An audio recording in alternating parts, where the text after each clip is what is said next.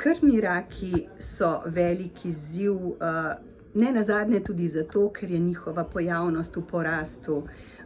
Toda ključni klinični izzivi verjetno ostajajo dokaj nespremenjeni. Med njimi je predvsem ta, ki se tiče čim zgodnejše prepoznave bolezni. Torej, zelo pomembno je, da bolniki sami pri sebi občutijo spremembo. To je prvo, kar jih napoti k temu, da razmišljajo, da je morda potreben pregled pri zdravniku. Potem seveda naslednji izziv je, kako priti do osebnega zdravnika, vendar morajo vztrajati in v bistvu dobiti ta prvi pregled čim prej.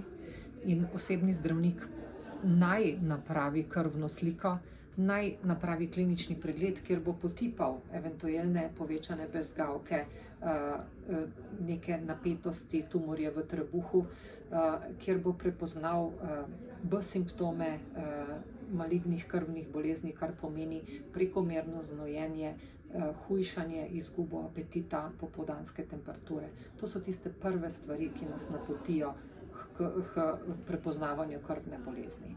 Pravzaprav bi človek lahko rekel, da gre za dokaj preprost pristop, ki pa lahko pripomore ogromno k čim učinkovitejšemu zdravljenju. Prej, ko je bolezen prepoznana, boljši so učinki zdravljenja, kaj ne? Vsekakor, če prepoznamo bolezen zgodaj, ko še ni prišlo do zapletov v smislu neke hude okužbe pljučnice, krvavitve, hude slabokrvnosti, takrat v bistvu imamo tudi boljše možnosti čim prejšnjega zdravljenja in ozdravitve. Če pa pridemo z nekim zapletom, se je najprej potrebno ukvarjati s tem in šele potem pridemo do možnosti zdravljenja krvne bolezni. Tako da čim prej, tem bolje. Kako pa je v zadnjem času, ko prihajajo pacienti k vam na zdravljenje, v kateri fazi bolezni pridejo? Se je tukaj že kaj izboljšalo? Lahko rečem, da je to zelo različno. Da imajo nekateri bolniki še vedno zelo dober dostop do svojega osebnega zdravnika in da zelo hitro tudi pridejo potem do diagnostike in zdravljenja.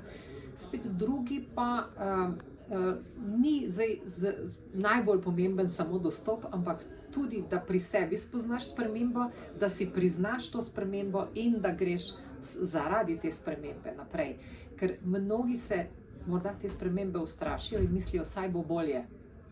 Ne razmišljati na ta način, saj bo bolje, ampak preveriti, kaj se je v resnici zgodilo in te osnovne laboratorijske preiskave in osnovni pregled le napraviti čim prej.